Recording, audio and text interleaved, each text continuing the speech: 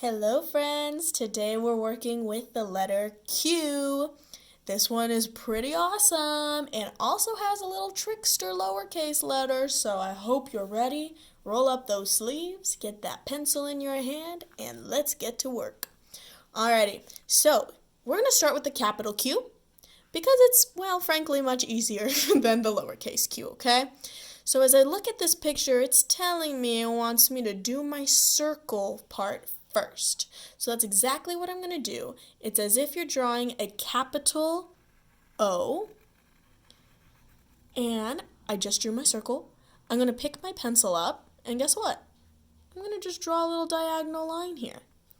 Okay, so it really could be fooling us. It looks a lot like O, but it's the letter Q because it has this little diagonal line at the bottom. So I'm going to trace one more.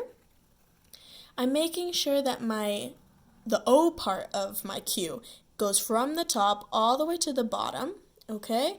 And then I pick my pencil up and I give a little diagonal. Q. All right, I'm going to try all by myself from the top, circle all the way to the bottom, all the way back, pick up my pencil, Q. I'm going to do a couple of more. You can go ahead and try on your own also. And in just a few moments here, we'll learn how to do the lowercase q.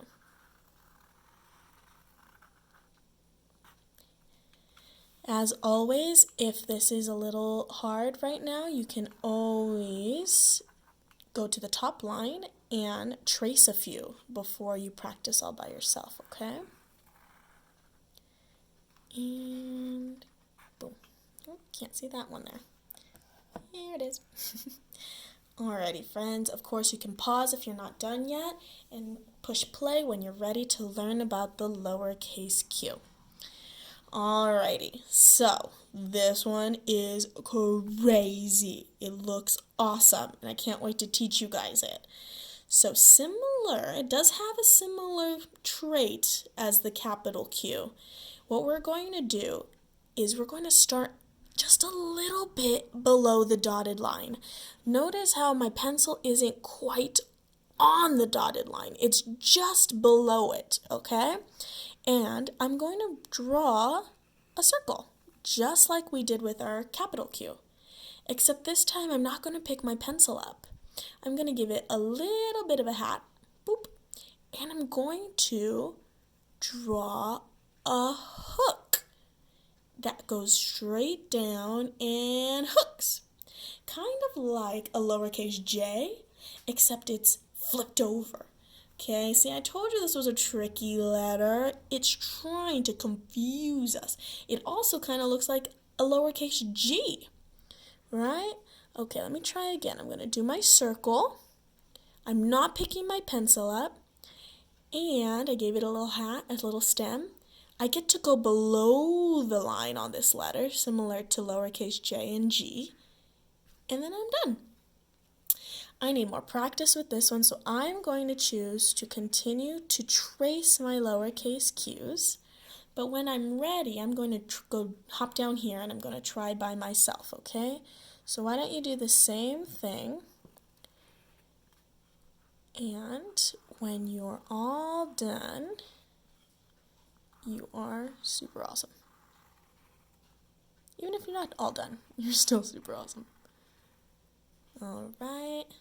I think I'm ready to try some on my own. Circle, stem, and a hook. Not bad. Could be better. Circle, stem, and a hook. A little better. Circle, stem, and a hook. There we go again. Circle, stem, and a hook. Okay, circle, stem, and a hook. I have room for one more. Circle, stem, and a hook. Yay! I'm all done. I get to read my sentence now. It says, quiet! And notice how I kind of yelled that a little bit because there's an exclamation point. So quiet, and then it says quick. I think it's just giving us some words that start with the Q. So I'm going to go ahead and trace my capital Q in quiet, and I'm going to trace my lowercase q in quick. And I want to just point out for a second, I want to let you know that Q has a very best friend, and his best friend is you.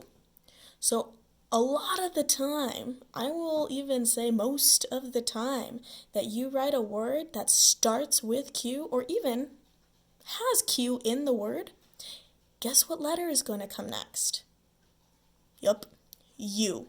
See, look, quiet is Q-U. Quick, Q-U. Just a little fun fact for you. All right, my friends, I'll see you later. Pencils down. Great job. Bye.